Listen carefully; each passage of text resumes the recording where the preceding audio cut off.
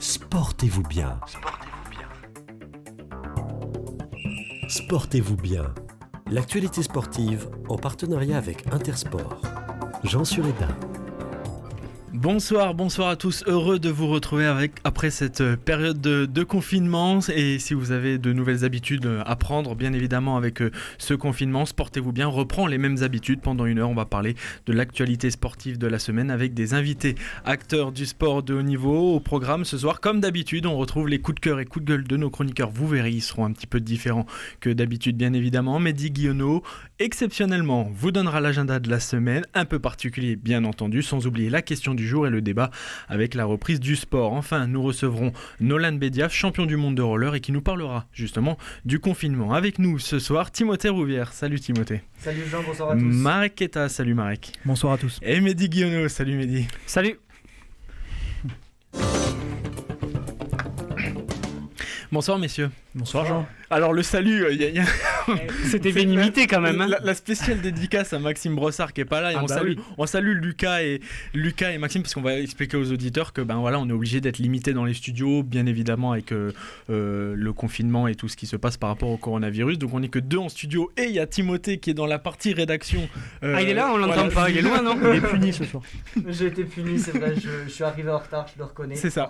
En fait, là à 18h45 quand même. Hein. C'est ça. Parce qu'on va aussi le dire aux auditeurs, c'est qu'on sait que dans le studio, vous commencez à le savoir, c'est que nous sommes après sur YouTube et on nous voit sur les caméras. Et j'ai dit, je vais pas choisir le plus moche parce que sinon Marek, bien évidemment, serait de l'autre côté. Et, allez. Et donc, j'ai dit, c'est le dernier arrivé. Et pour une minute. Timothée, sans vous mentir, il nous a dit le hasard fait bien les choses quand même. Ça m'étonne pas de sa part, ça m'étonne pas. Meilleure vengeance. C'est pas vrai. Bon, messieurs, je suis vraiment ravi de vous retrouver, ravi de retrouver les auditeurs, bien évidemment. Question bête, comment s'est passé le confinement, Marek ? Ça va, je suis content. C'est la première fois que je mets un jean depuis 2 mois. moi ça aussi, passe. Et pareil, c'est pas serré. J'étais tout content. J'ai dit, ça passe. En plus, j'étais à 2 doigts de mettre une ceinture pour dire, hey, Jean, t'as été très bon pendant le confinement. Mais dis, ça s'est bien passé ? Ouais, très bien. Moi, j'ai l'impression d'être dans rendez-vous en terrain inconnu. Ça fait 2 mois que j'ai pas mis les pieds dehors à part pour aller chercher le pain. Pareil, ça fait bizarre. On est d'accord. Ça fait bizarre. On est d'accord. Et vous, Timothée, vous avez travaillé un petit peu pendant le confinement avec nos confrères de France Bleu où vous êtes en stage par rapport à l'école de journalisme ? Oui, j'ai travaillé à France Bleu Champagne-Ardenne, un petit peu de travail à l'école de journalisme et voilà, presque trop court ce confinement, j'avais encore plein de choses à faire chez moi. On est d'accord, hein. Moi je fais partie de ceux qui étaient contents d'être en confinement parce que on peut faire plein de choses, ouais. C'est ça, et puis j'étais tout seul donc c'était plutôt bien.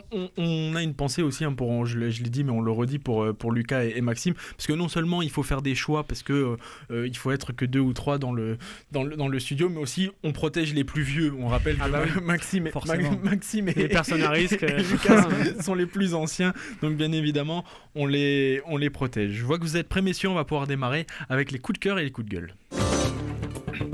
Sportez-vous bien, les coups de cœur et les coups de gueule. Et chaque semaine, vous nous parlez d'un événement qui vous a marqué, une joie ou une déception. Alors d'habitude, c'est en lien avec l'actualité sur ce qui s'est passé ce week-end ou dans la semaine, par exemple sur du foot, du handball, etc. Mais on va quand même parler de football, de handball, même de surf avec vous, Marek, pour la simple et bonne raison, c'est que je vous ai demandé pour ce coup de cœur, coup de gueule de reprise de Sportez-vous bien en studio, tout simplement de me donner le sport qui vous manque le plus, c'est-à-dire celui que vous voulez qui revienne le plus vite possible. Je vais vous donner la parole, Mehdi Guillonneau. On va parler ballon rond. Alors, le foot, vous l'attendez avec impatience, on est d'accord ? Ah bah oui, ça sera peut-être un des premiers à reprendre, puisque normalement, si tout va bien et si ça continue comme ça, l'Allemagne reprendra samedi prochain, donc le 16 mai, et on est parti donc pour voir la fin du championnat allemand jusqu'au 27 juin, donc 10 journées de championnat. C'est du suspense, parce que 3-4 équipes peuvent être championnes encore. C'est ça, donc plein de suspense, et puis bon, il y a pas mal de championnats aussi qui ont annoncé vouloir reprendre. Bon, il y a les Serbes, les Hongrois, etc. Peut-être qu'on regardera pas ça quand même, mais d'avoir au moins ce qu'on appelle du foot frais. Voilà, ça, au lieu de regarder, parce qu'on a tous regardé plein de matchs des années, des finales de Coupe du Monde, des finales de Ligue des Champions, des matchs historiques, des trucs comme ça, mais c'est pas du foot frais. Mais ça nous a permis quand même de revoir quand même certaines choses, mais voilà, ça nous manque quand même de revivrer sur un Hertha Berlin, Augsbourg ou des trucs comme ça, ça sera très bien. En sachant que le foot allemand reprend avec avec un énorme match. Alors malheureusement sans public, mais il y a le derby de la Ruhr entre le Dortmund et Schalke. Vous imaginez pas le plaisir que j'ai de dire va y avoir du sport. C'est un truc de dingue. Non, mais une super affiche. Et puis surtout, c'est comme vous le rappeliez, Mehdi, le foot allemand est assez ouvert cette année. Donc là, ça va être l'occasion de se concentrer sur ce championnat qui est très intéressant et de voir des équipes comme Schalke, Dortmund candidater pour ce titre. Leipzig, c'est peut-être eux les futurs champions. On verra bien. Et Timothée, pareil, le foot, ça manque comme tous les sports. On va en parler d'un certain sport où il faudra pédaler, bien évidemment. Vous avez compris que c'était le vélo. Mais voilà, le foot manque. Et surtout que malheureusement, heureusement, il y avait beaucoup de suspense sur quasiment tous les championnats, à part en Angleterre et en France où c'était réglé. Ouais. Mais en Italie et en Espagne, il y avait du suspense en Ligue des Champions aussi. Bah oui, ça va faire du bien de retrouver un petit peu de football. Donc même si c'est le championnat allemand et qu'on ne le connaît pas forcément aussi bien que la Première Ligue ou la Liga espagnole, ça fait du bien de revoir des équipes compétitives jouer et j'en profite pour dire aussi qu'il y a le championnat croate et le championnat portugais et le championnat serbe, même si on le connaît moins, qui reprennent. Et le hongrois aussi. Et hongrois, voilà, il n'y a pas que le championnat allemand. Le championnat portugais, le championnat serbe et le championnat croate, il y a de très bonnes équipes. Alors portugais, on le connaît plus parce que c'est proche de chez nous et parce que Porto, le Benfica, Guimarães et tout font quelques parcours de temps en temps en Coupe d'Europe, mais c'est vrai que le championnat croate et serbe sont bien à voir aussi. Oui, donc ça va pas reprendre tout de suite parce que là la Ligue allemande reprend dès samedi, mais c'est vrai que le championnat portugais qu'on connaît bien, il y a des équipes joueuses, il y a des jolis talents, donc c'est sympa à voir. Oui, Mehdi. Maxime nous dirait quand même que ça battrait même pas les Herslatchuk Split ou des équipes croates. Donc il a décidé de rendre hommage à Maxime Brossard aujourd'hui. Justement, Mehdi, parce qu'on vient de dire que le foot s'est arrêté. Sauf en Biélorussie. Est-ce que vous avez regardé le football biélorusse ou pas du tout ? Eh bien, figurez-vous que non. J'ai fait une cure de désintoxication pendant au moins un mois. J'ai même pas regardé de replay de match, etc. Il y a eu cure de désintox. Je vous cache pas que j'ai fait un côté match ce week-end pour la première fois depuis 2 mois. Alors interdit aux mineurs, bien évidemment, et faire attention à ne pas jouer trop souvent, bien sûr, sur ces jeux de paris sportifs. Mais c'est vrai que je l'ai fait et j'ai eu faux. Pourquoi ? Parce que le premier s'est fait battre à domicile par le troisième. Je dis mais ça arrive pas en Angleterre ou en Espagne. Pourquoi ça arrive en Biélorussie quoi ? Donc voilà, mais le plaisir de reprendre le foot. On parlera dans l'agenda quand on reprendra le foot français, anglais, etc. Ouais, Français, il faudra attendre. De donner quelques dates. Et la mauvaise nouvelle pour le foot français, nous concernant, c'est que le TFC est, à l'heure qu'il est, officiellement relégué en Ligue 2. Sportivement, ça aurait dû arriver à l'heure qu'il est, le 11 mai, normalement, ils auraient déjà dû être en... Ça fait un bon mois que ça aurait dû arriver. Ouais. C'est ça, mais voilà, officiellement, le TFC jouera en Ligue 2 l'année prochaine avec Rodez, avec Pau. Donc voilà, une émission et vous n'avez même pas cité Sochaux. Je démarre, j'ai l'impression que c'est une nouvelle Remettez année. votre masque, vous m'inquiétez. Il est malade. Et bien évidemment, il y a Sochaux l'année prochaine aussi avec Toulouse, Rodez et Pau, donc je suis content, on pourra faire tous ensemble 3 déplacements du FC Sochaux, proche de chez nous. Marek. Non, vous parliez, enfin on en parlera sûrement tout à l'heure du foot, mais hier c'était Antoine Comboiré qui proposait son idée de passer, qui proposait aux joueurs de faire grève pour une ligue à 22, c'est un truc intéressant, ça pourrait éventuellement se passer. Et on en parlera dans le débat tout à l'heure par rapport à ça. Je me tourne vers vous, Timothée Rouvière, parce que vous, votre mais il est où ? Ah oui, votre coup de cœur, vous, c'est sur le vélo qui, par rapport au foot, on a aussi des dates, comme le foot, on a des dates de reprise. Courant mois de septembre, on en avait parlé la semaine dernière dans une émission confinée qui a retrouvé sur le YouTube de l'émission avec Lucas Serdic. Alors c'est vrai que oui, il y a l'UCI qui a délivré on va dire un calendrier très très chargé pour les prochaines courses de vélo, avec en point d'or quand même le Tour de France qui aurait lieu fin août, début septembre. À l'heure actuelle, on ne sait pas trop si ça va se tenir, ou en tout cas à huis clos ou pas à huis clos. Et c'est vrai que moi, le cyclisme, c'est vrai qu'on en a toute l'année. On a d'un côté le Tour de France et on a de l'autre côté les classiques flandriennes, avec vraiment des profils de coureurs très très différents. Et c'est vrai que moi, sincèrement, ça manque, et le fait de savoir qu'on va avoir un gros calendrier avec beaucoup de batailles à tous les échelons, que ce soit le classement de la montagne, classement par points, et voir des Français et même des grands talents internationaux s'exprimer comme ça et se livrer une vraie bataille, moi ça m'excite pas mal. Donc c'est vrai que j'attends avec impatience le retour du vélo. Et je crois que le Tour de France passe du côté, encore une fois, l'année dernière, il était arrivé sur Compense-Caffarelli, pour ceux qui connaissent Toulouse, le quartier à Toulouse, et il repasse dans la région pas loin de Toulouse, ou même par Toulouse, je sais plus, mais je crois pas. Il repasse pas par Toulouse même, mais pas très loin, donc c'est pas Canzer, je veux pas dire de bêtises. Une ville du sud de Toulouse où il y a un départ ou une arrivée. Voilà, pour ceux qui sont amoureux de cyclisme, comme les Timothée, Mehdi Marek aussi, moi aussi un petit peu. Voilà, il y a l'occasion de retrouver le Tour de France dans la région, Timothée. Et moi, j'ajouterais même un deuxième petit sport. Moi, la Formule 1 m'attire particulièrement parce que Lewis Hamilton, ce week-end, a déclaré que cette attente faisait rugir le lion en lui. Donc on sait que les voitures ont procédé à énormément de changements. Il y a des pilotes français qui sont arrivés notamment chez Renault avec Esteban Ocon. Et le fait que la Formule 1 n'est pas encore repris et qu'on ait un calendrier condensé avec moins de courses, il y aura encore plus de suspense. Les équipes ont dû se perfectionner durant ce confinement et tout. Donc ça, c'est aussi excitant. Je sens que Mehdi Guillonneau n'est pas d'accord. Mehdi Guillonneau. Ah bah si, justement, j'allais confirmer en vous disant que moi, pour la première fois, j'ai envie de voir de la Formule 1. J'ai même testé des jeux de Formule 1, etc.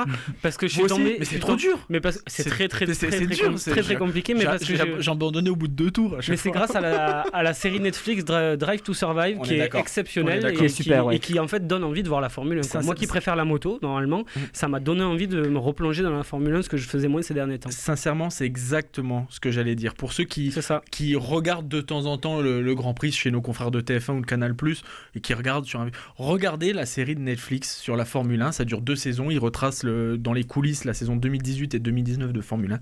Vous sortez de ces 2 saisons, vous êtes en train de vous dire, ça reprend quand la Formule 1 ? Parce que c'est génial, et ça montre tout le côté, on n'est pas en train on peut comprendre, néophyte de la Formule 1, de se dire bon, il suffit juste d'appuyer sur la pédale, de monter à 300 km. Je vous propose d'ailleurs une émission, c'est juste excellent. Une émission où on parlera peut-être de séries sportives. Chacun pourra présenter des séries sportives. Ah, ça peut être... c'est une très bonne idée. Vous savez quoi ? On fera ça pour la semaine prochaine. Je me tourne vers Marek Keta, parce que là, on va partir un peu plus loin, je crois.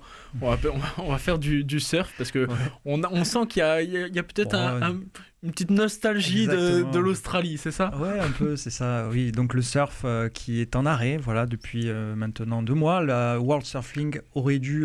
Parce qu'il n'y a plus de vagues. Voilà, non. Justement, elles sont là, elles n'ont jamais été aussi belles. Et le World Surf Tour qui aurait dû commencer en fin mars, début avril, mais qui a donc, les dates ont tout été annulées. Ça aurait dû se passer en Australie, justement, les 3 premières dates. Voilà, donc là, on est un peu indécis sur cette reprise du Tour. Pour l'instant, les prochaines épreuves, notamment en France, elles sont maintenues à Lacanau mi-août et à Osgore début octobre. Donc, a priori, ça devrait avoir lieu. Mais en vérité, la Ligue est plutôt en train de penser à déjà préparer 2021, puisque quasiment la moitié de la saison va passer à la trappe. Le sport est à l'arrêt, comme les magasins jusqu'à aujourd'hui, etc., sont à l'arrêt par rapport au coronavirus et avec les mesures sanitaires à respecter.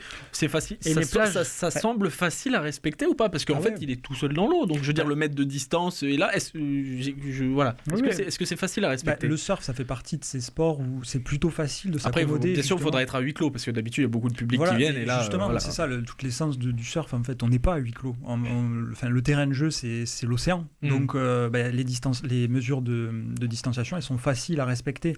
Puis d'ailleurs, c'est ce que j'ai fait mon travail de journaliste. Bien évidemment. C'est le mot de la Fédération française de surf sur les pratiques à compter d'aujourd'hui. C'est ça, c'est aller directement dans l'eau, voilà, ne pas fréquenter les hautes plages. Il est recommandé d'aller surfer à proximité de chez soi. Les distances de sécurité dans l'eau et hors de l'eau, elles sont de 2 mètres. C'est relativement facile de respecter. Il faut rappeler qu'en France, c'est les préfets qui doivent décider si les plages sont ouvertes. Donc les professionnels peuvent y retourner depuis aujourd'hui, mais ils n'avaient pas forcément l'accès. Les plages sont fermées et c'est les préfets qui décident s'ils peuvent y aller ou pas. Les plages ne sont pas forcément ouvertes.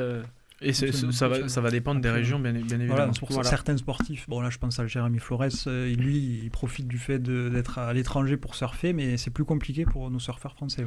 Et on suivra bien évidemment, je compte sur vous pour suivre les performances du surf et en parler bien évidemment dans l'émission. Merci messieurs, on passe à l'agenda de la semaine. Sportez-vous bien ? L'agenda sportif. L'agenda de la semaine avec vous, Mehdi Guillonneau, en l'absence de Lucas et de Maxime. Alors, Un agenda de la semaine un peu particulier parce que bien évidemment on vient d'en parler, les sports ne reprennent pas tout de suite à part le championnat allemand, c'est peut-être le seul truc où on va pouvoir parler, le seul sport où on va pouvoir parler dessus, mais on va faire un agenda sur les dates de reprise du foot, du rugby, du handball etc. Et on commence comme d'habitude, on change pas les bonnes habitudes avec le rugby. Même si j'avais voulu, je peux pas changer les traditions, malheureusement les deux rugbymen, mes deux prédécesseurs commencent par ça, donc je vais commencer par le top 14 si tout va bien. La reprise est prévue début septembre, autour du 5 septembre. Après, ça dépendra toujours pareil de l'évolution. C'est la même chose pour la Pro D2 et pour la Fédérale 1, ça sera sûrement un petit peu plus tard. Ça, c'est Max qui nous a dit ça pour tout dire, parce que lui est au club de Blagnac, il est bénévole, donc il a quelques infos. Et juste à rappeler quand même pour les poules de Fédérale qu'il y aura l'officialisation normalement le 15 mai. Donc c'est dans 4 jours, tout simplement pour savoir qui sera en Blagnac, toutes nos équipes de Fédérale de la région.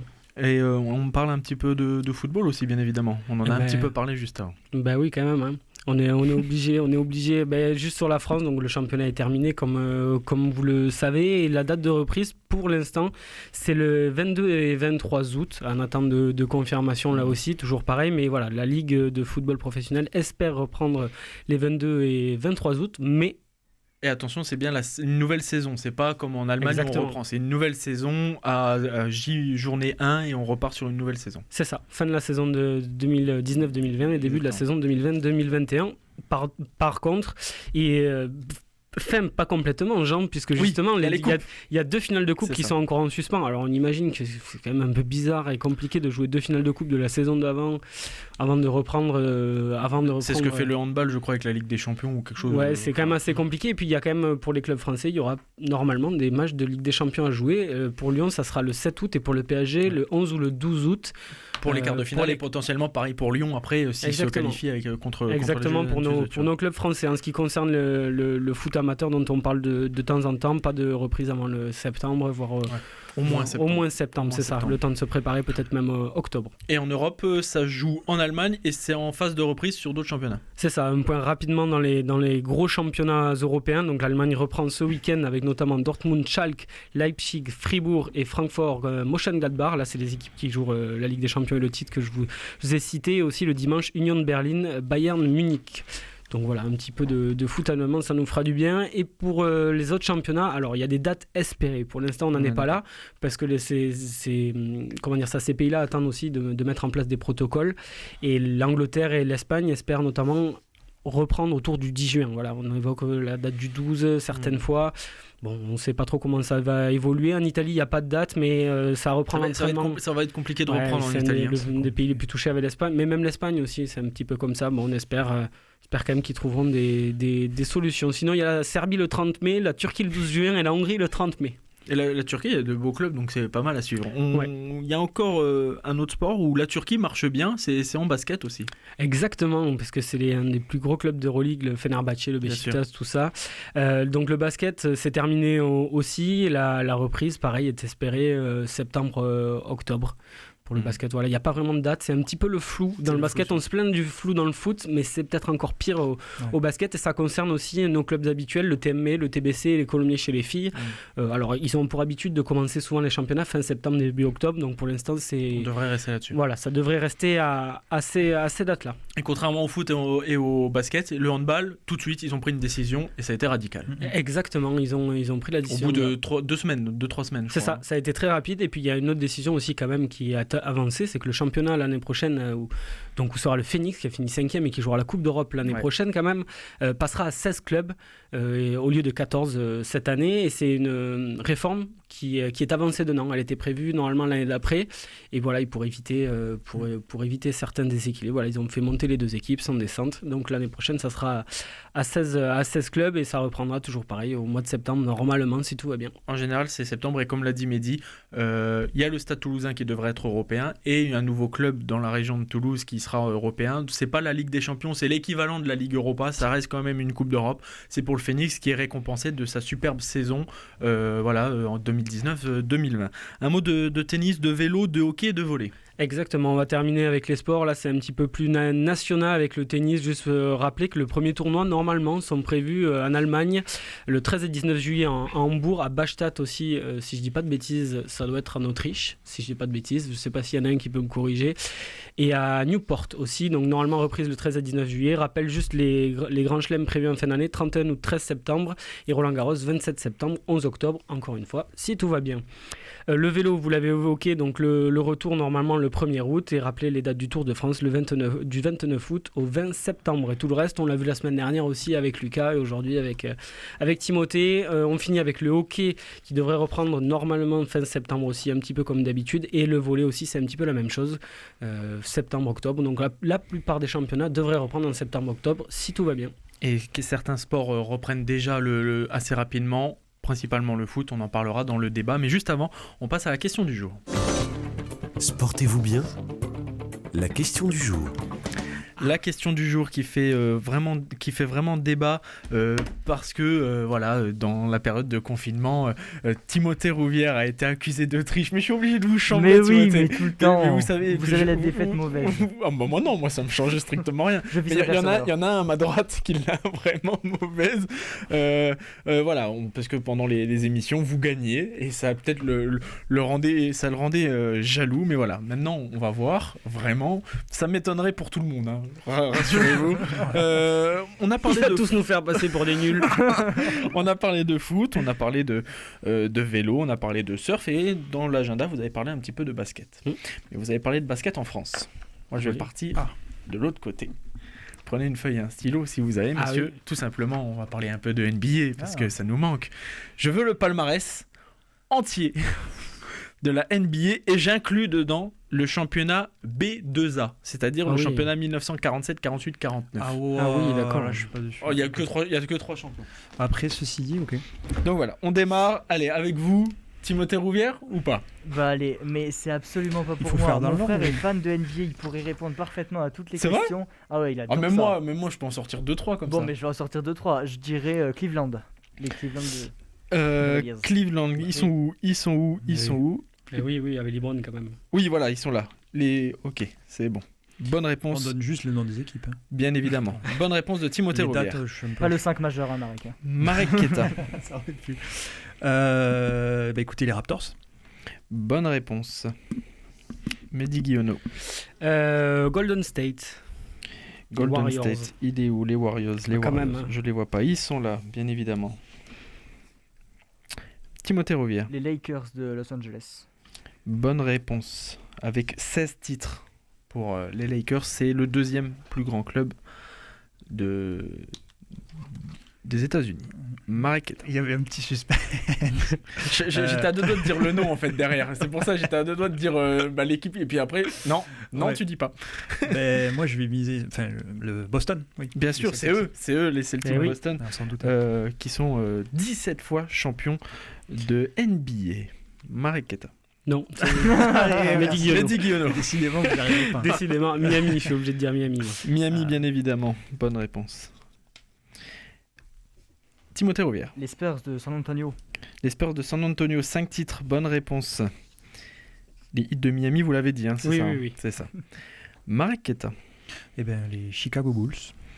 Cleveland, vous l'avez dit, ça c'est vrai. Les Chicago Bulls, bien évidemment, de Michael Jordan. On parlait de séries sur Netflix. The Last Dance. Celle-là, elle est aussi fantastique. Hein. Elle est épique. Ah oui. Faut que je regarde les deux. Bah, d'ailleurs, aujourd'hui, J'étais c'est la devant sortie. moi ce matin, C'est j'ai vrai, vu les deux. j'ai j'ai pas vu les regardé. deux. vous avez vu Non, moi j'ai 4 de retard en comptant aujourd'hui. Il va falloir rattraper tout ça. 4 de retard. Timothée Rouvière. Déjà Oui. Non, c'est... Non Je Ah crois non que c'est à Mehdi. Mehdi, j'aime pas- vous avez compris que j'aime pas Mehdi. Hein. Mehdi Guillaumeau. Détroit Pistons. Détroit, il est là. Bonne réponse. Là, on peut passer à Timothée Rouvière. Vous me poussez dans mes retranchements déjà, j'ai envie de dire. Les Los Angeles Clippers, peut-être. Non. Non, Non, du tout. bah Ils ont pas été Non. champions. Non. Par C'est contre, une équipe de losers. Par contre, vous avez dit un nom au tout début. Vous avez dit qui? J'ai oublié. Marek. Le premier, j'ai dit les Raptors. Non, en tout premier. Les Raptors, je les vois pas. Ils sont. Si, Toronto, je avec- les- Je les ai pas. Si, mais ils C'est sont quand là. même les Toronto, derniers c'est vainqueurs. les derniers. C'est ça. encore les non, mais, vainqueurs non, mais je du les voyais pas sur ma feuille, c'est pour ça. Élimination de Timothée C'était Rouvière. prévisible. Oui, ça c'est vrai. Mais c'est bizarre hein, quand... Non, je dirais Non, rien. mais le basket, non, Je le rigole, basket, je c'est pas rigole. pour moi, je suis Bien désolé. évidemment. Mariqueta. Et les Bucks. Les Bucks, je les cherche. Ils sont là, de Milwaukee, bien évidemment. Un titre. Les New York Knicks. Mehdi Guilleno, les New York Knicks. Je les cherche. Ils sont là, bien évidemment. 2 titres. C'est tout mélangé dans ma feuille. Mariqueta. Alors là, on commence à rentrer dans ma zone de... je dirais les Trail Blazers. Oui, Ouais. Portland. Ouais, un ouais. seul titre aussi. C'est ça. Enfin, un seul entre guillemets. Hein, parce que gagner un titre en NBA, c'est incroyable. Après, si Mehdi. Dallas. Dallas, je Ouais. les ai vus. Ouais. Ils sont là. Un titre aussi pour Dallas. Là, Ils sont pas mauvais, hein, Timothée, vous avez vu? Ils Ça sont va. même plutôt bons. Ils sont plutôt bons. Ils sont Ouais. même Mar- plutôt très bons. Mar- Là, j'ai Mariqueta. une ancienne franchise, Seattle. Seattle, est-ce que Mais, j'ai Seattle? Si, alors c'était les Sonics, Ah, c'est ça, il me semble. c'est ça, mais je veux aujourd'hui. Je veux pas à l'époque. Ils sont là, je les ai devant moi, ils sont juste là. Si vous arrivez à lire à l'envers, regardez, c'est ils trop sont là. petit pour moi. Ah, Là. ils peuvent tricher eux. Oui, non, c'est non, moi qui je- leur autorise à tricher. Bah, là, quand ils ont été... Alors, c'est en tant que. Ils ont été champions en tant que. En tant que Ouais, Phoenix. je peux vous l'accorder. C'est Seattle, ça reste la ville de Seattle. Je Ah, vous- Seattle. C'est Oklahoma. C'était Oklahoma. Ah, c'était sous Oklahoma. Oklahoma Ah, c'est City. d'accord. Aujourd'hui, c'est Oklahoma. Ah ouais, d'accord, c'est le... Et maintenant, avant, c'était. Ils sont champions sous Seattle. Aujourd'hui, Oklahoma, c'est Voilà. le Thunder. Du coup. Voilà, c'est ça. Mehdi. Bah, Les Houston Rockets. Houston Rockets. Oui, bien évidemment, 2 titres. Bonne réponse. Avec Hakim. Il vous reste 1, 2, 3, 4, 5 champions NBA 5 à trouver. champions. Mariqueta. Je crois il doit y avoir encore 2 autres franchises qui ont disparu, ou au moins une. Ouais. Mais les Magic d'Orlando, peut-être. Les Magic. Les Magic d'Orlando. Peut-être qu'ils n'étaient pas à Orlando. à l'époque. Et est-ce qu'ils s'étaient... Pas sûr, il y a eu Non, des finales du avec tout. Dwight Howard, Non, Horace non, Grant du tout. aussi. Élimination. Ouais, je suis Donc victoire de Mehdi Guillaume. Est-ce que Il faut vous que j'en donne un. Alors, est-ce qu'il y en a d'autres? il me restait Philadelphie, les Washington Oh, Bullets.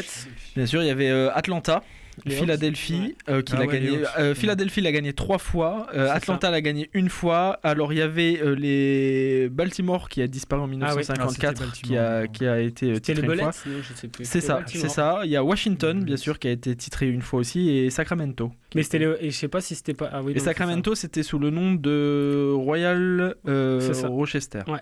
Donc voilà. c'est ça. D'accord. Ça, on se souvient. Mais ce qu'on disait, par rapport aux autres qu'on a fait, on a fait la Ligue 1, on a fait pendant le confinement la Ligue 1, la Coupe de France, la Ligue des Champions, le Top 14, etc. Il y avait beaucoup de champions. Là, on remarque qu'il y en a très très peu. C'est Ouais, dû à quoi? c'est ça. C'est dû tout simplement qu'il y a 30 franchises, donc des vainqueurs potentiels, il n'y en a qu'une trentaine, et en plus, il y a 30 équipes, mais seulement depuis les années 90. Mhm. Donc il y avait moins d'équipes avant, donc il y a moins de vainqueurs. Voilà. Et quand on voit qu'il y a des équipes comme Boston qui comptabilisent 17. combien 17 Et titres. les Lakers, je crois que c'est 16. Et les Lakers, Ils oui, sont c'est juste 16. derrière. Ils en ont un 16. d'écart, ouais. Dont 5 en tant que Minneapolis. Ouais, ouais, c'est ça. C'est Les ça. Lakers de Minneapolis. Donc Donc voilà, ça va mais- vite, quoi, c'est sûr. Mais on est d'accord et ça prend beaucoup de place. Mais par contre, voilà, le Toronto qui est champion en titre, première fois pour ce club, et qui va essayer de qui remet son titre en jeu. Mais là, en ce moment, c'est bien évidemment stoppé. Merci messieurs. Nous, on se retrouve dans moins de 4 minutes avec le débat de la semaine. À tout.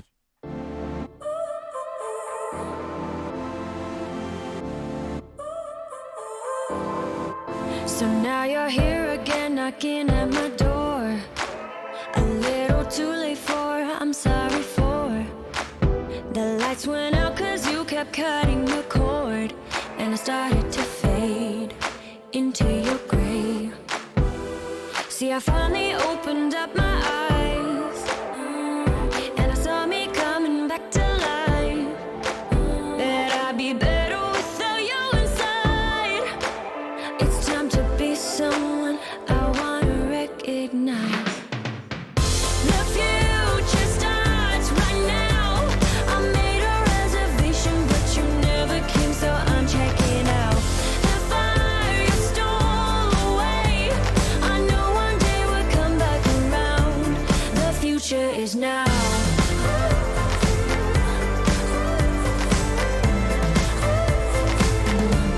The future is now. The future is now. I waited for you in the passenger seat. There's only so far I can ride in your dreams. While you were chasing everything else but me, I'm starting to break out from your gray. See, I finally opened up my eyes, and I saw me coming back to life. That I'd be better without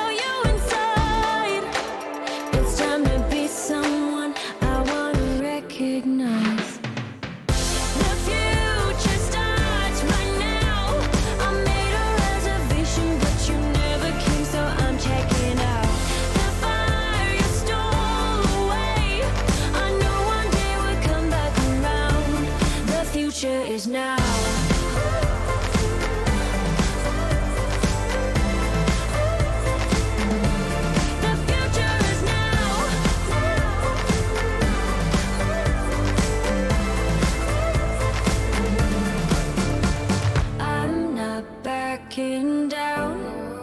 'Cause the future is now. Not backing down. 'Cause the future is now.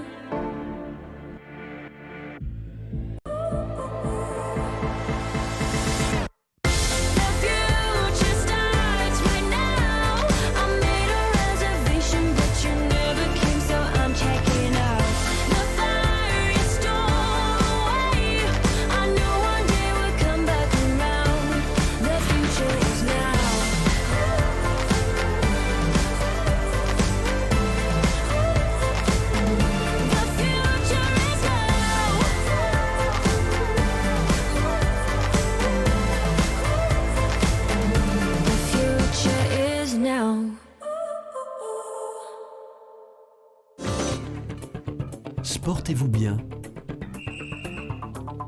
Le débat. À l'arrêt depuis 2 mois, le sport mondial essaye de reprendre le plus vite possible. On en a parlé un petit peu dans l'agenda avec vous, Mehdi Guillonneau. La méthode française où on signe la fin de saison pour tout le monde, ou d'autres méthodes, comme en Allemagne, où le football va reprendre dès ce week-end. Messieurs, la question est très simple. Est-ce une bonne idée de reprendre avant septembre ? Timothée Rouvière. Non. Marek Keta. Non. Et Mehdi Guillonneau. Oui et non. Oui et non. Eh bien, je donne la parole au oui et non. Pourquoi ? Qu'est-ce qui fait que vous hésitiez et qu'est-ce qui balance pour un oui, qu'est-ce qui balance pour un non sur le fait de vouloir reprendre avant septembre à tout prix ? En tant qu'amoureux du sport, je pense qu'on a tous envie de revoir du sport et je pense que c'est pas seulement une... Je pense que le rôle du sport aussi, c'est comme la culture, c'est des choses dont on a besoin. Regardez pendant c'est un vecteur social, quoi. Regardez qu'est-ce qui nous a fait tenir et qu'est-ce qui a fait tenir les gens pendant le confinement. C'est la culture, c'est le sport, c'est toutes ces choses-là. Donc c'est quand même des choses essentielles en fait pour faire vivre la société, parce que si c'est métro, boulot, dodo, ça risque de devenir vite assez embêtant. Pour nous tous, et c'est pour tous être en dépression, parce que ça fait partie des petits bonheurs de la vie et voilà, ce point-là je dirais oui. Après c'est sûr que si c'est pour aggraver les problèmes sanitaires, oui, j'ai envie de vous dire non aussi, mais bon. Ouais. Marek Keta. Oui, moi je dis non, mais je suis d'accord avec Mehdi, mais en fait on est tous pour la reprise du sport, mais dans des bonnes conditions, parce que si c'est pour jouer sur la pointe des pieds, ça sert à rien, et puis surtout si c'est pour mettre en danger la santé des personnes, des joueurs et même du public, c'est compliqué. Et à ce jour, reprendre les compétitions dans des conditions dégradées, c'est le cas, quoi, en fait. Il faut être sûr qu'on ait des tests, il faut être sûr que les conditions de jeu soient favorables. Aujourd'hui, c'est pas le cas. Timothée Rouvière, vous êtes d'accord ? Je suis d'accord avec mes deux camarades, c'est vrai que c'est important de reprendre le sport parce que, comme l'a très bien dit Mehdi, c'était un vecteur de cohésion sociale, et que le fait de voir du sport, le fait de revoir des gens pratiquer une activité sportive à haut niveau et nous transmettre des émotions, parce que le sport transmet avant tout des émotions, et ça peut aider dans cette société un petit peu compliquée sanitairement parlant actuellement, mais c'est vrai que c'est compliqué actuellement parce que... Qu'est-ce que les gens veulent ? C'est retourner dans les stades, c'est pouvoir vibrer pour leur équipe, c'est pouvoir supporter leur club, et ils peuvent pas le faire parce que sanitairement parlant, ça, c'est pas possible.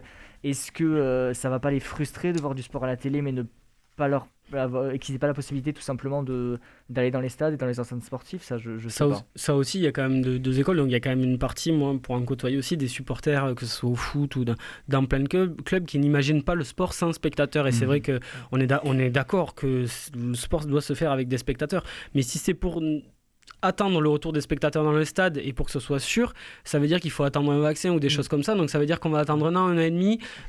Alors, je pense pas que des sports comme le foot soient si mal économiquement qu'on veuille nous le faire croire. Mais si ça perdure, oui, ils le seront vraiment. Et voilà, donc ça veut dire pas de reprise et on est mal économiquement. Je pense que la moins pire des solutions, si c'est possible, c'est quand même le huis clos. On est d'accord, ça sera pas pareil, mais c'est une situation provisoire et c'est un pansement. Timothée Rouvière. Ce qui est un peu difficile à comprendre, c'est que d'un côté, on interdit aux supporters de venir, donc on fait du huis clos, mais de l'autre côté, on autorise certains sports où il y a quand même une proximité physique entre les joueurs. Je pense au rugby, je pense au foot, etc. Et ça, dans la tête et dans les oreilles de certains supporters, c'est pas forcément entendable. Oui, mais tous les joueurs, par exemple en Allemagne, ça va reprendre ce week-end, on va en parler juste après, ils sont tous testés, donc finalement, on sait qu'ils sont tous négatifs au coronavirus, alors qu'un spectateur, on va peut-être pas tester les 48 000 personnes qui vont aller voir les matchs du football allemand ou les 80 000 personnes pour certains stades. C'est plus facilement contrôlable. C'est plus facilement contrôlable. Marek-Eta. Ouais, pour revenir sur l'aspect économique, vous parliez du foot Mehdi, c'est sûr, ils sont peut-être pas autant en danger que d'autres sports comme par exemple le volley, où ce sont des sports où le huis clos en fait est pas envisageable parce que le rugby, c'est quoi? C'est la moitié des recettes, la de billetterie directe. Même un petit peu plus, il me semble. C'est pas comme au foot où c'est vrai qu'il y a les droits télé qui font beaucoup. Les droits télé font beaucoup pour le football. C'est différent en fait entre les sports, selon l'économie des sports. Ouais. Et question, moi, c'est un petit peu paradoxal ce que je vais dire. On reproche, là je vais rester en France, on reproche au football français de ne pas être populaire, ce qui est quand on regarde les influences dans les stades. Vrai, on va pas mentir, même si la France est championne du monde, même si le Paris Saint-Germain et Lyon sont en Ligue des Champions, c'est vrai que les stades sont quasiment vides, il n'y a qu'à voir à Toulouse, même si Toulouse est dernier, on est d'accord. Le fait de remettre du foot à la télé, vous me voyez peut-être venir, est-ce que ça va pas dire finalement on est mieux dans un stade qu'à la télé, donc ça veut dire que ça va inciter plus de gens à aller dans un stade? C'est possible ça ou pas du tout? Donner envie aux gens, vous voulez dire? C'est ça. Désolé l'expression, mais de se taper 3 mois de foot à la télé.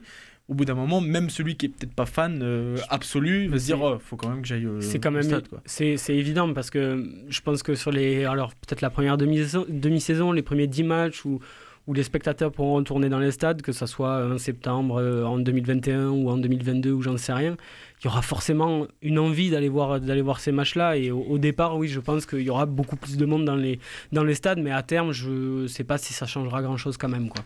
Ça sera provisoire, quoi. Le football allemand reprend dès samedi, on en a parlé. Le football français va reprendre septembre, ça fait un grand écart quand même. Il y a un juste milieu, potentiellement le football anglais qui va reprendre au milieu. C'est quoi la bonne idée pour vous, Timothée? Moi, je pense que... Attendre septembre pour être sûr, ou remettre dès samedi, par exemple. Moi, je pense qu'on a tellement d'incertitudes sur ce virus et sur comment il peut muter, et on n'a pas toutes les informations, on ne sait pas trop comment il peut se propager dans l'air entre les humains, qu'il vaut mieux clôturer la saison avec tout ce que ça incombe et repartir sur une saison, parce qu'il y a des clubs qui vont se sentir lésés, parce qu'il y a aussi des risques de contamination entre les joueurs. On l'a bien vu, il y a des cas dans le championnat espagnol, il y a des cas en deuxième division allemande, il y a des cas dans le championnat italien, et ça c'est compliqué. Donc à quoi bon faire 1 ou 2 journées de championnat? On va commencer à attiser l'appétit des supporters et leur dire finalement on arrête la saison. Moi je pense que la bonne idée c'est de tout stopper. Donc oui, il faut déclarer des champions avant l'heure, il y a des clubs qui vont être déçus parce qu'ils descendent, et après quand toutes les conditions sanitaires sont réunies, réinviter les spectateurs et recommencer une bonne fois pour toutes. C'est un débat qu'on a eu sur WhatsApp, le WhatsApp de l'équipe, pour tout dire aux auditeurs, où on n'était pas d'accord avec Lucas Serdic, et il y avait entre guillemets Mehdi et moi du même côté, entre guillemets bien évidemment, où on disait oui, pour les relégués, on va en parler tout à l'heure, mais pour les relégués c'est dommage. Oui, enfin on est au mois de mars quand ça s'est arrêté, il y a eu 28 matchs, quand Toulouse est dernier après 28 matchs, il faut arrêter de croire qu'on peut remonter, etc. Oui, c'est possible, mais quand sur 2 tiers de la saison on est dernier, c'est qu'on a envie d'être dernier. Bon, c'est plus injuste pour Amiens quand même, qui eux est à 4 points du... Mais il y a toujours débat, mais ça c'est des cas de figure. Justement, rentrons dans ce débat. Pour vous, c'est quoi? Parce que vous avez parlé tout à l'heure dans le coup de cœur, coup de gueule sur le foot de Mehdi. Vous avez dit il faut 22 ou il faut 22. Mais on prend qui? On prend Amiens qui est 19e, ou on prend Ajaccio qui est 3e de Ligue 2 à 2 points ou 1 point de Lens qui monte? On prend quoi? Là, vous me prenez à court, mais... Après, la solution la plus possible, de toute façon, c'est les 2 premiers de Ligue 2 qui montent et point. Et voilà, et tout le monde qui est maintenu. Si on fait un 22, ça part là-dessus, de toute façon. Le seul point positif pour la reprise à 22, c'est le fait d'avoir la Coupe de la Ligue supprimée l'année prochaine. Donc ça laisse la place en calendrier ou pas? Il y a quand même une donnée, c'est que la reprise, pour l'instant, elle est programmée le 22-23 août. Oui, alors d'habitude, c'est le 1er août. Donc normalement, c'est début août. Donc en fait, les 3-4 journées et les dates un petit peu libérées, on les a presque déjà perdues. Donc voilà, ça semble quand même compliqué. Marek-Eta. Non, mais ce qui est important, c'est qu'on puisse se baser sur des certitudes, se projeter sur des certitudes. Donc là, la décision elle est prise. Maintenant, ça va permettre au club de s'organiser pour la saison suivante. Puis il y a aussi un aspect qu'il ne faut pas négliger, c'est que là, si on reprend en septembre, il y a aussi toute la préparation physique qu'il va peut-être falloir allonger, puisque les joueurs ne sont pas en forme. Le fait de ne pas pouvoir s'entraîner dans des conditions normales, peut-être qu'il va falloir rallonger leur préparation physique. C'est des points qu'il faut prendre en compte.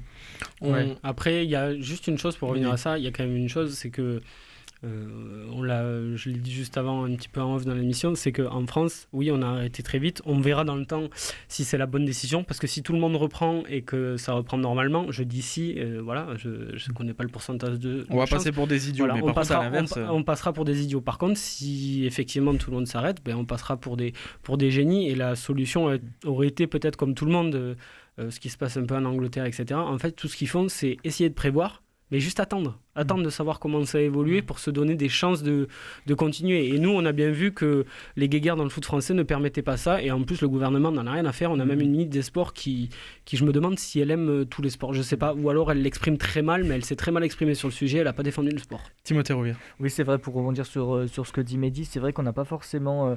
on a l'impression qu'en fonction des sports, les décisions sont pas les mêmes qui ont été prises. Par exemple, on compare le foot masculin, on a décidé de l'arrêter il y a déjà 3 semaines. Le foot féminin, c'est aujourd'hui que ça a été arrêté. Et pour rebondir sur ce que dit Marie, Lyon est je pense que champion ça va d'ailleurs. contre la santé des joueurs. On l'a encore vu, il y a Samuel Umtiti qui a repris l'entraînement avec le Barça, il s'est blessé. Donc, ça c'est normal, ça lui arrive souvent. Quand même. Oui, mais c'est vrai que c'est un petit peu une caricature. Mais après, le fait que des joueurs pendant 2 mois s'entraînent pas et reprennent assez intensément comme ça, et ils ont même pas une semaine et demie d'entraînement dans les jambes, les joueurs allemands, ils reprennent des matchs à hausse intensité. Je pense pas que c'est top pour les organismes. Il y a les 5 changements.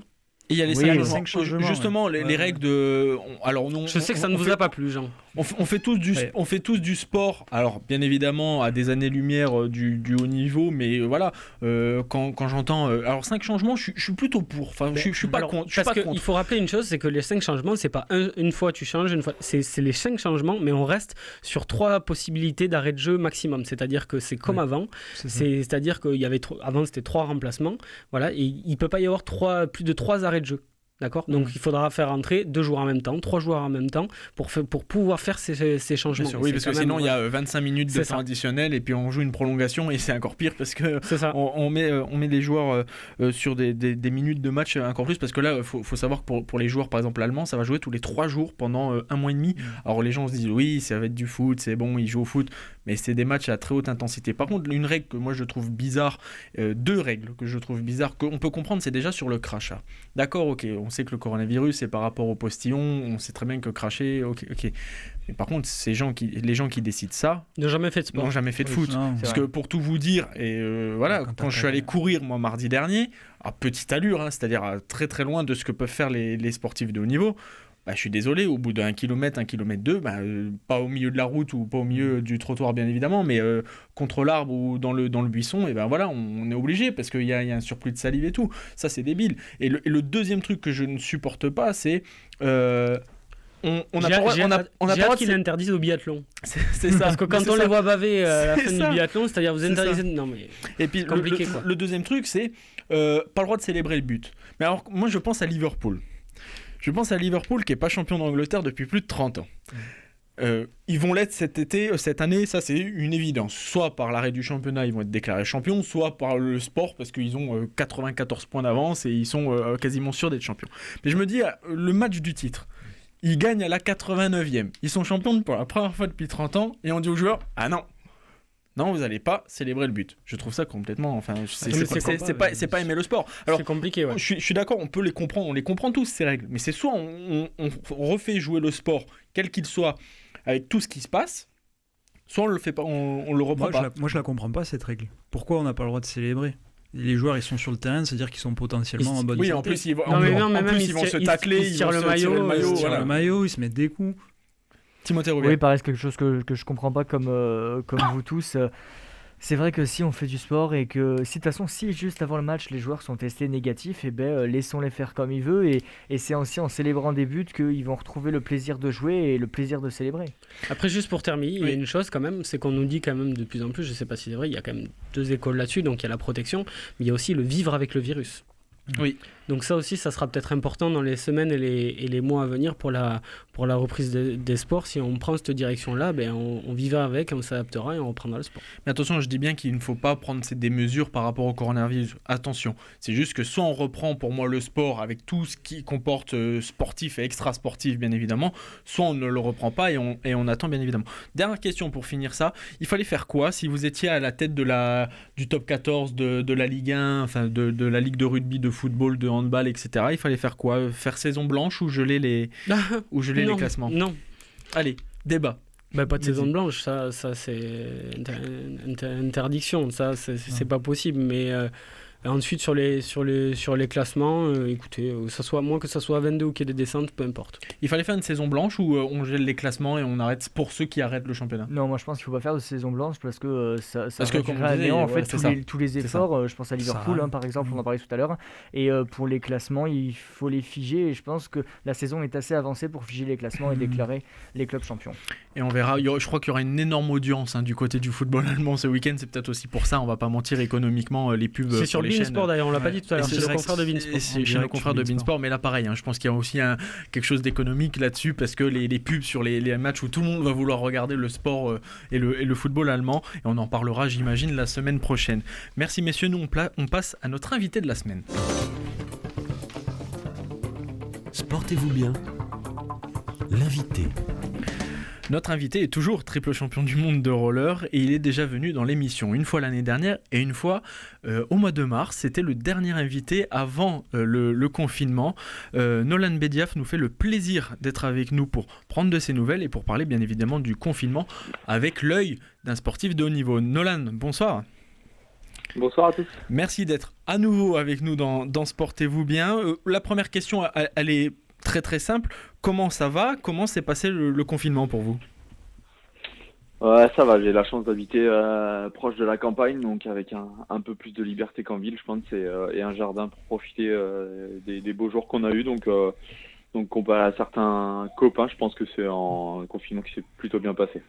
On va en parler tout à l'heure. Normalement, il y aurait dû avoir les championnats du monde en Colombie au mois de juillet prochain. Ça, on y vient tout à l'heure. Mais justement, comment on fait pour vous, sportif de haut niveau? On l'a déjà dit, champion de France, champion du monde, triple champion du monde sur marathon, le 20 km. Vous, le sportif de haut niveau, comment vous avez gardé le rythme? Déjà, est-ce que vous l'avez gardé et comment vous avez fait sur sur des mesures et sur des restrictions?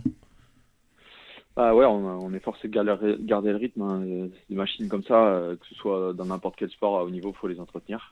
Donc beaucoup de renforcement musculaire, beaucoup de home trainer, de vélo à la maison, quoi. Et le peu de course à pied possible. J'ai eu la chance de continuer un peu à faire du roller. Moi, j'avais une route pas très loin de chez moi qui restait dans le rayon d'1 kilomètre, donc j'en ai profité. Et je me suis fait contrôler une fois, ça s'est bien passé avec les gendarmes, donc j'ai continué. Vous avez montré la médaille de champion du monde, puis ils vous ont dit vous pouvez... Ou alors vous avez dit suivez-moi, et si vous m'attrapez, vous mettez l'amende, c'est ça? Non, mais en plus je les ai croisés quand j'allais faire un sprint.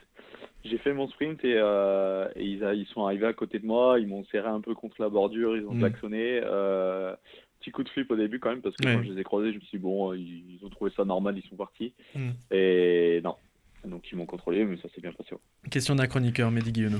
Bonjour Nolan, vous estimez à combien, je veux dire, les pertes physiques dues au confinement, d'où vous allez devoir recommencer votre préparation? Franchement, je trouve que on a plutôt bien géré avec mon entraîneur les hauts et les bas, surtout du confinement, et puis la perte physique, je pense pas que j'en ai beaucoup. Après, c'est plus de la perte de morale, je dirais, et d'envie, mais après j'ai eu quand même un volume d'heures qui est correct sur les 1 mois et demi qui se sont passés, donc ça va. Mais vu que les courses sont toutes repoussées, c'est comme si on était pour une saison normale au mois de décembre. Donc ça va. Plus que le physique, c'est le moral à surveiller pour un sportif de haut niveau pendant une période comme ça? Ouais, clairement, on arrivait sur le mois d'avril avec beaucoup de compétitions, avril-mai, les championnats du monde qui se profilaient à la base au mois de juillet, donc on commençait à rentrer dans la saison et puis tout s'est arrêté, tous les événements se sont annulés et pour l'instant le premier événement il est au mois de septembre, donc c'est loin. C'est très loin, très très loin, on en parlait dans le débat pour la reprise au mois de septembre. On trouve quand même des points positifs durant ce confinement ou pas? Ouais, le fait de rester à la maison, ça m'est pas arrivé souvent sur les 8 dernières années de passer le printemps à la maison, notamment les week-ends du mois d'avril-mai où je suis parti quasiment tous les week-ends, ou j'ai peut-être un week-end à la maison sur 2 mois. C'est vrai que ça c'était le point positif, de profiter de mon petit garçon et de ma femme malgré son travail d'infirmière.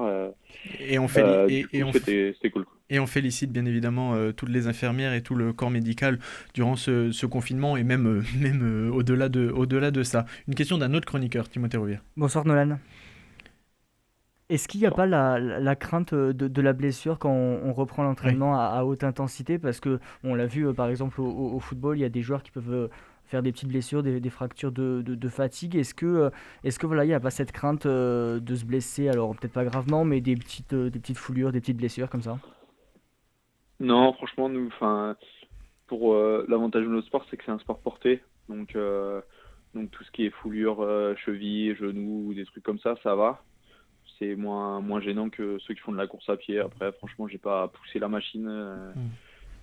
J'ai pas non plus tout arrêté, donc je suis juste au milieu et là on va reprendre tranquillement, on va repartir par une grosse base d'aérobie et de foncier, donc Le programme on va durant reprendre son temps quoi. le programme durant le confinement, j'imagine en lien avec votre entraîneur, c'était basé sur quoi vraiment? C'était sur une reprise. Vous avez une date de reprise voilà, par rapport à ce confinement ou c'était un petit peu au feeling voilà, comment ça s'est passé ce programme de maintien de forme durant ce confinement? Bah, dans un premier temps, c'était de garder la forme que j'avais acquis, donc on maintenait quand même de la haute intensité, de la vitesse quand on pouvait faire sur roller et des entraînements encore assez durs. Et au fur et à mesure que le confinement avançait, et on s'est bien rendu compte que les compètes étaient toutes annulées, donc ça servait à rien. On a quand même maintenu un entraînement pour pas s'arrêter, et aussi parce que je préférais prendre une pause un peu plus tard et profiter de ma femme et de mon fils dans un autre environnement qu'à la maison, à la montagne ou au moins pour partir et faire le repos là. Donc j'ai continué, j'ai juste pris 3 jours, dans 4 jours là, sur les 4 derniers jours et voilà quoi. Vous estimez avoir une meilleure météo pour reprendre, mais bon. C'est vrai. C'est comme ça. Vous estimez à combien de temps à peu près pour retrouver la forme physique comme si vous alliez disputer les championnats du monde? L'exemple, c'est que le championnat de foot allemand reprend ce week-end après 2 semaines de préparation. Est-ce que vous, par exemple, 2 semaines de préparation, ça suffit avant de se remettre vraiment dans le bain ou pas du tout? Franchement, je pense que c'est compliqué. Après, s'il faut le faire, on le ferait comme le font les footballeurs. Après, c'est dur parce qu'on n'a pas pu rouler sur les structures spécifiques. Ça a dû être dur pour les footballeurs parce que courir dans leur jardin, c'est pas courir sur un terrain de 80 mètres. Donc, du coup, nous, c'est pareil. On n'a pas roulé sur la piste, sur une petite piste de 200 mètres. Ça s'invente pas. C'est une structure bien spécifique et il faut aller dessus. Si on peut faire le parallèle avec ceux qui font de l'athlétisme, courir sur une piste de 400 mètres, c'est pas courir dans sa rue, quoi. Timothée Rouvière. On sait que votre sport, le roller, est un sport de contact. Est-ce que vous avez des consignes particulières, par exemple s'entraîner seul ou mettre en place des gestes barrières pour éviter la propagation du virus ou pas du tout? Pour l'instant, on est placé au même niveau que le vélo. Parce qu'on est des sports extérieurs, parce qu'on est des sports qui peuvent se faire sur la route, même si on évite les grandes montées, enfin les grandes descentes surtout pour tout ce qui est sécurité. Après, on est vraiment comme le vélo, c'est 10 mètres qu'on est en mouvement et 2 mètres en phase d'arrêt. Vu que je suis entraîneur à côté, on est en discussion d'ailleurs avec le club là et les autorités locales, notamment la mairie, pour essayer de reprendre l'entraînement la semaine prochaine ou la semaine d'après. Parce que ça nous l'autorise, on a une piste de 400 mètres, donc un petit groupe de 7-8 patineurs, donc on est dans les clous pour reprendre. Après, voilà.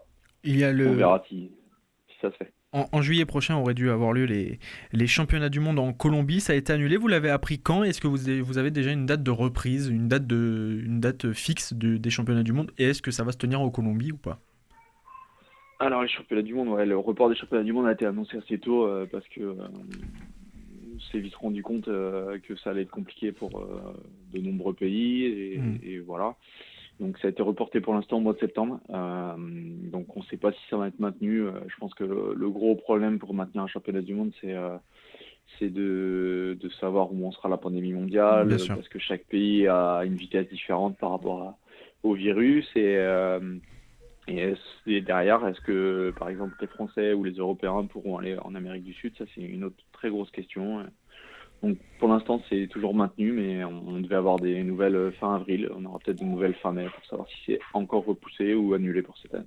Et sportivement parlant, est-ce que c'est un danger pour vous, cette coupure? Je m'explique, vous êtes champion du monde, vous allez remettre votre titre en jeu, enfin vous allez essayer d'aller chercher un 4e sacre mondial en Colombie, donc potentiellement en septembre. Est-ce que ça peut être un danger par rapport à vos concurrents, pas la même préparation, par rapport justement à l'évolution du virus dans les différents pays? Ça joue, ça vous inquiète par rapport à ça? Non, je suis pas trop inquiet parce qu'on est quand même un pays qui est fort. Moi, ce qui m'inquiète, c'est que ce soit annulé complètement et de, entre guillemets, perdre un an plus sur ce domaine-là parce que j'ai 29 ans, je suis pas en fin de carrière encore, mais bon, j'ai plus d'années derrière moi que devant moi voilà. Mais le plus dur, c'est la compétition, c'est juste cette sensation de se mettre sur une ligne de départ avec un dossard qui lui manque vraiment, quoi. Pour terminer, en quelques secondes, voilà, les prochaines dates officielles, on vient de reparler des championnats du monde en septembre. Est-ce que vous avez une date, une compétition où vous savez, ou est-ce que vous avez un objectif de compétition? Voilà, quel est le calendrier à venir pour le roller? Pour le roller, pour l'instant, c'est au mois de septembre aussi, des courses en France nationales qui, pour l'instant, tombent en même temps que les championnats du monde, mais bon, à la vitesse où ça a le temps de changer. Donc, on vise sur le mois de septembre. Peut-être que au niveau de la DTN et de la course, on passera peut-être par des week-ends de compétition entre Français. Donc, on ne sait pas trop, mais on va reprendre tranquillement et se préparer pour septembre, on va dire, ou peut-être mi-août, peut-être pré-mi-août. Et histoire d'être en jambes, le bruit que vous avez entendu, c'est le téléphone de Mehdi Guillaume, c'est pour ça. C'était un appel d'urgence, je sais pas comment ça s'est déclenché. Excusez-moi. C'est du direct, nous sommes désolés. Et voilà, merci beaucoup. J'étais à la bourre. Non, tout va bien. Merci beaucoup Nolan, merci d'avoir été avec nous dans Sportez-vous bien et bon courage pour la reprise et on espérera vous avoir dès septembre prochain dans l'émission avant les championnats du monde en Colombie. Merci beaucoup Nolan. Merci beaucoup. Merci. Allez, bonne soirée. Bonne soirée, merci messieurs, merci pour le retour de Sportez-vous bien, merci à Romain à la réalisation et merci à Christophe pour la première dans Sportez-vous bien, merci beaucoup à la réalisation, on se retrouve la semaine prochaine, à bientôt sur Sportez-vous bien.